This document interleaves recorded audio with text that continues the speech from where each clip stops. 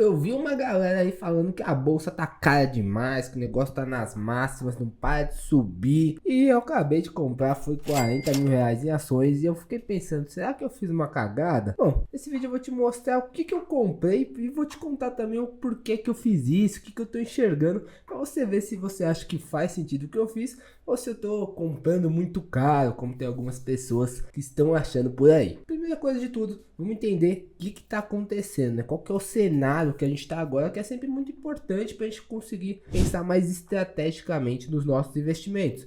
Então, como a gente pode ver aqui, a economia deve continuar crescendo, segundo algumas projeções de analistas, no terceiro trimestre. Mas vai dar uma diminuída com relação ao que foi no segundo, principalmente porque a gente parte de uma base muito alta, né? A gente fala aqui, ó, os monitores de tempo real para atividade da XP e da Kinetro Capital indicam alta de 0,6 do PIB no terceiro trimestre, ante o segundo, quando o PIB surpreendeu e subiu 1,4. Então, a gente subiu muito forte no segundo trimestre, se a gente pensar 1,4 vezes 4, né, que são os 4 trimestres do ano, isso daqui seria uma taxa anual muito alta. A gente estaria falando de crescer 6%, é um nível mais alto do que o da China. Já deu uma acalmada na situação, agora crescendo 0,6%, e o monitor da G5 Partners aponta crescimento até maior no terceiro tri, de 1%, que seria 4% anualizado. É bastante coisa. Quando a gente olha para o PIB de 2024, essas mesmas casas estão projetando aí alguma coisa na casa de 3% de crescimento. E aí, quando a gente olha para as projeções oficiais do governo, eles aumentaram aí essa projeção de 2024 de 2,5 para 3,2. Está em linha aí com o que o mercado está projetando. Só que nem tudo são flores, né? É difícil você crescer o PIB na base da gastação, que é o que o nosso governo está fazendo, sem trazer junto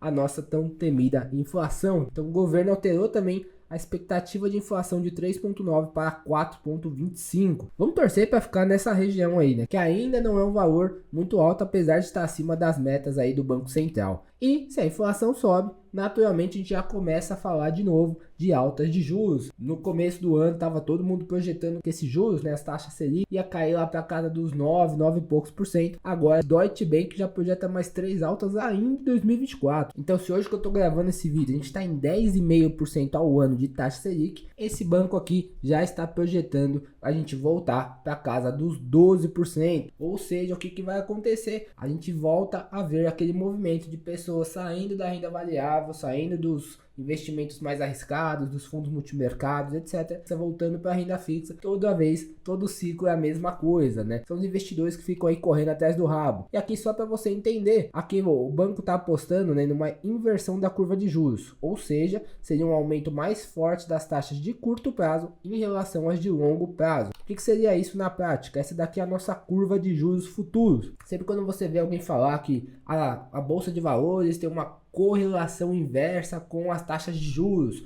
ou quando a taxa sobe a bolsa cai, as pessoas não estão falando da taxa Selic, pelo menos quem entende do assunto não está. Elas estão falando desse carinha aqui, que é a nossa curva de juros futuro. Basicamente isso é a projeção do mercado para a Selic ao longo de vários vencimentos, para a Selic ao longo de vários anos. Você vê aqui embaixo dias úteis, então a gente tem aqui desde 1 ano até 10 anos. No Brasil já é muito difícil projetar ali o curto prazo, quem dirá o longo prazo, né? Vou te mostrar aqui nos Estados Unidos só para comparar, ó. Aqui eles falam até de 45 anos. Aqui, como a gente tem uma volatilidade muito alta, muitas incertezas, a gente só olha até 10. Mas o que eu quero te mostrar é que o banco está projetando justamente uma inversão, né? Esta ponta aqui da Selic, a ponta mais curtinha, subir mais do que a ponta longa. E por que isso é um fator importante? Porque teoricamente não é assim que deveria ser. Teoricamente as coisas deveriam ser um pouco mais parecidas com como está a curva de juros americana nesse momento. Se a gente está falando de renda fixa é um empréstimo. Quanto maior o prazo desse empréstimo, maior é o risco. Ou seja, quanto maior é o prazo, maior deveria ser a taxa recebida. Aqui no caso dos Estados Unidos, os títulos mais curtinhos estão pagando na casa de 2,20%, 2,30% e os mais longos estão aqui na casa de 4% ao ano. Já no Brasil, os mais curtinhos estão aí a 11,5 aproximadamente. No meio da curva a gente chega até uns 12 aproximadamente e depois volta para esses 11 e pouquinho. Na verdade, essa curva de juros do Brasil é uma curva que o mercado chama de flat, né? Uma curva que é praticamente uma reta, não tem nada de curva aqui. Quando a gente compara até os 10 anos dos Estados Unidos, você vê de fato uma boa inclinação no mesmo período que a gente está analisando aqui do Brasil. Mas isso é uma característica da economia brasileira, principalmente em momentos de maior incerteza, como é o que a gente está passando agora. E mesmo assim, o que a gente seria de esperar que nesses momentos de alta alta de juros, de perspectivas de aumento da Selic, que a bolsa estivesse caindo. Mas não é o que está acontecendo. A bolsa está aí na sua máxima histórica, na casa dos 135 mil pontos. E tem algumas projeções que falam que de 145 mil esse ano, e alguns mais otimistas na casa de 160. Ei, quando você acha que a bolsa vai terminar no ano de 2024? Já comenta aqui para aproveitar, para vamos ver como que estão os ânimos aí dos investidores, de quem está colocando dinheiro de verdade. Mas, como é sempre importante lembrar, você não deve olhar apenas para o preço, mas sim entender o que aquele preço quer dizer, né? Porque quando a gente olha para um indicador muito simples, que se você investe na bolsa, você já deve conhecer, que é o indicador PL, preço sobre lucro, a gente vê que a gente está longe das máximas históricas que a gente alcançou aí em 2020 no pós-crise, que chegou a bater ali quase 25 vezes. Aqui a gente está um pouquinho abaixo de 10, 9,64 vezes. O que é isso? Se fosse resumir em uma frase, é o número de anos que demoraria para você receber todo o seu dinheiro de volta investindo em ações, contando apenas com o lucro que elas têm agora. Só que não leva em consideração o crescimento de lucro, que é natural no longo prazo para boas empresas. Ah, Gustavo, mas isso aí tem Petrobras e tem Vale, isso daí contamina muito o nosso índice Bovespa, tem gente que não gosta de olhar com Petro e Vale. Tá bom, a gente tira as duas aqui desse gráfico, ainda assim estamos longe da máxima, né? A máxima cai um pouquinho para casa de 22 vezes, a gente está agora em 12,9, então ainda teria bastante espaço para subir se a gente fosse voltar para o patamar máximo. Mas se a gente for voltar para a média, aqui nesse caso seriam umas 14 vezes, 15 vezes, a gente está próximo da média. Aqui a gente estaria um pouquinho mais distante, talvez uns 12 vezes aqui de média, e a gente está em 9,6, tá? E ainda pegando o gancho aqui desses investidores que não gostam de ter Petro e Vale na carteira, né? Eu já adianto que eu tenho, não concordo com essa tese, até porque o Brasil é muito forte em commodities. Se você for fugir de commodities, tome um pouquinho de cuidado para não ficar com dor de cotovelo. Se a gente olha aqui, ó, 3 ações brasileiras estão entre as que mais geraram valor no mundo nos últimos 25 anos. E quem está nesse ranking? Vale, Petrobras e Itaú, que conseguiram uma taxa de retorno ao ano nos últimos 25 anos, de 99 até 2023, acima dos 20%. Ó. Vale 26% ao ano, Petrobras 22%, Itaú 20%. Isso aqui é tipo o retorno do Warren Buffett conseguiu ao longo de toda a carreira dele como investidor. Você teria conseguido nessas 3 empresas brasileiras, isso comparando aí com os gigantes de todo o mundo. E aqui é sempre legal lembrar também que o mais importante, na verdade, de você olhar quando você quer escolher uma empresa para colocar na sua carteira é este gráfico aqui, muito simples, que serve para nos lembrar que lá na frente a conta fecha. Se você escolheu boas empresas, claro que é sempre bom pagar o mais barato possível, mas mesmo se você não acertar ali o fundo do poço, mesmo se você comprar um pouco caro, lá na frente a conta fecha. Por que eu digo isso? Essa linha verde é o lucro líquido do Itaú, ITUB4, e essa outra linha aqui, marronzinho, cor de burro, quando foge, é a cotação, é o preço dessa ação ao longo do tempo. E a gente vê que conforme a linha verde vai subindo, num período grande o suficiente de tempo, né, que a gente está olhando já 14 anos, a conta fecha. A linha cor de burro, quando foge, que é a linha do preço da ação, ela vai acompanhar o crescimento do lucro. Por isso que é tão importante você escolher bem as empresas onde você vai colocar o seu dinheiro. Então, se você ainda não deixou o seu like nesse vídeo, já aproveita, clica nesse botãozinho aí embaixo. E se você está curtindo o conteúdo, já se inscreve no canal também para assistir os próximos vídeos que vão saindo por aqui. Mas, claro, nesse momento, nem tudo são flores. Se a gente olha aqui o outro lado da moeda, né, as empresas que não estão indo tão bem assim, a gente tem,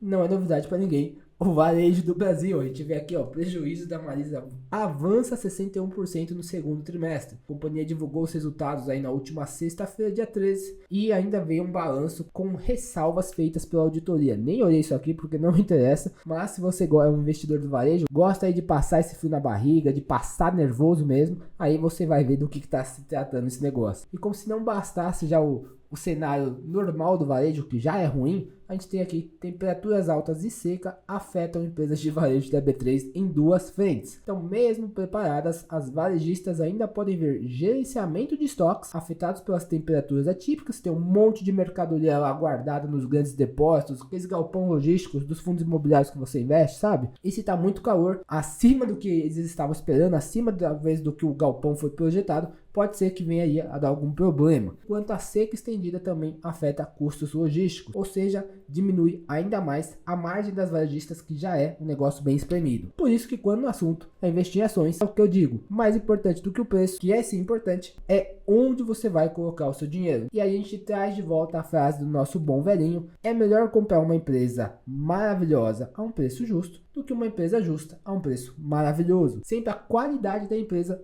do ativo que você vai investir vem antes do preço. O preço é importante, mas ele é secundário nessa análise. Então, vamos lá para a prática, né? Para a mão na massa. O que eu estou comprando? Primeiro eu vou te explicar como que eu invisto meu dinheiro para você entender onde eu estou colocando, por que eu estou fazendo esses aportes agora. E aqui eu uso uma estratégia muito simples, eu cansei daquela diversificação de 77 ativos. Eu uso o que eu chamo de estratégia das pontas, que é uma estratégia que eu aprendi no mercado americano, que lá eles chamam de Barbell Strategy. E Barbell é basicamente como se chama essa barra com pesos, é daí que vem o nome da estratégia. Aqui, para tropicalizar esse negócio, trazer aqui para o nosso português, eu chamo de estratégia das pontas, fica mais fácil de entender. O que é essa estratégia? Você só vai investir ou em ativos de baixíssimo risco e bom retorno nessa ponta, ou em ativos de alto risco para conseguir um mega retorno nessa ponta. Tudo que viria aqui no meio, eu não invisto, eu não gosto, não entra na minha carteira. Então, ou eu vou ter títulos públicos e imóveis aqui desse lado, ou eu vou ter ações e criptomoedas aqui desse lado. Não se encaixa nessas 4 categorias, não vai caber na minha carteira. Isso simplifica muito do que eu ter que ficar pensando em fundo imobiliário, fundo multimercado, em CRA, em CRI, em debêntures. Não, nada disso. Não precisa, não acho que agrega valor, não acho que vai me ajudar em nada. Então eu mantenho nessas 4 categorias. Hoje a carteira está assim, basicamente meio a meio, né? A gente tem aí 45% do lado seguro e a gente tem 55% do lado mais arrojado, buscando mais retorno. E se a gente pensa aqui, se a gente pegar, tô respeitando direitinho a minha estratégia. Então 45-55 está praticamente meio a meio. Qual é o meu objetivo? Ficar aproximadamente assim, ficar 80%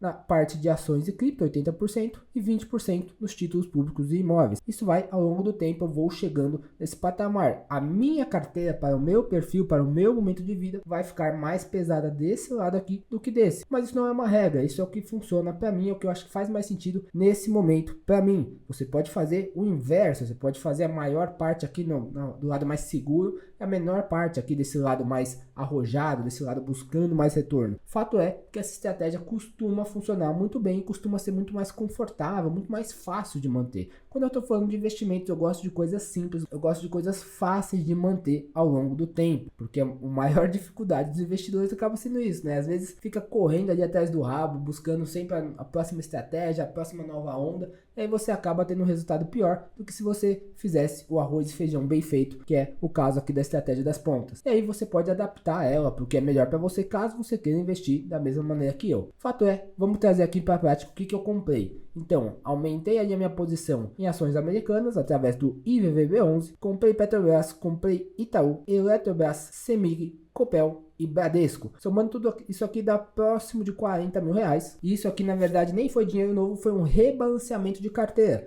Afinal, eu quero sair disso daqui para isso daqui. Então eu estou tirando uma parte que estava aqui em títulos públicos e no mercado imobiliário e estou trazendo aqui mais para as ações e até um pouquinho para cripto, vai ter em breve também. Porque essas ações, porque elas são, primeiro de tudo, boas empresas, são grandes, são seguras, são lucrativas e eu sei que elas não vão sumir de uma hora para outra, não vão ter uma crise generalizada ali. Acho que a probabilidade disso acontecer é muito, muito baixa. E segundo motivo que para mim é muito importante, porque eu consigo fazer uma renda dupla com essas ações. Por isso que eu nem ligo assim de investir em fundo imobiliário, nessas rendas fixas malucas que ficam aparecendo por aí. Aqui eu consigo já a renda passiva dos dividendos das ações e a renda ativa que eu faço através das opções e das trocas de ações. Gustavo, não sei fazer essa renda ativa, não sei o que são as trocas de ações. Fica tranquilo, eu te mostro o seguinte, renda passiva. Aqui é o que você já deve estar acostumado, né? Então esse ano já R$530 de dividendos do Itaú e a renda ativa só para você comparar com a posição que eu tenho em Itaú hoje de 37 mil reais, aí 1.000 ações. Eu já ganhei esse ano 66 ações do mercado, fazendo essa renda ativa, fazendo as minhas trocas de ações e usando um pouquinho de opções também. Então só para você comparar até o poder de fazer renda ativa versus a renda passiva, né? Aqui 530, aqui foi quase 5 vezes isso de renda ativa, R$2.442. Isso foi um retorno extra que eu vou fazendo mês a mês, usando essas estratégias de renda ativa, usando trocas de ações principalmente e também um pouquinho de opções. Ah, Gustavo, mas tá dando certo isso aí? Bom, vamos ver aqui a parte de renda variável, perto aí de 500 mil reais, essa categoria rendeu esse ano mais 18%, 32 mil reais. Gustavo, mas a conta não fecha, exatamente, porque eu vim aumentando essa parcela de renda variável ao longo desse ano, só que era muito menor, porque eu tinha uma carteira mais diversificada e agora esse ano eu resolvi focar na estratégia das pontas, então tô tirando tudo isso que não se encaixa nessa minha estratégia, não se encaixa nas pontas, tudo que tá ali no meio. Ainda tem alguns resquícios, algumas tranqueirinhas na minha carteira que eu estou zerando com o tempo, e estou jogando tudo para as pontas. Então o Ibovespa está aí praticamente zerado nesse período, em 2024, e a minha carteira é 18,69. Gustavo, quero entender um pouquinho melhor como funciona essa tal estratégia das pontas, como você faz para gerar essa renda ativa. Fica tranquilo, eu vou deixar esse videozinho aqui onde eu mostro até melhor do que a teoria. Eu vou te mostrar na prática a carteira de trocas de ações que eu criei apenas para isso, com 10 mil reais, os resultados que eu já tive no primeiro mês rodando essa carteira do jeitinho que eu ensino, com a minha estratégia, sem estresse, uma coisa simples e que você consegue manter com tranquilidade ao longo do tempo. Só clicar aqui para assistir. E claro,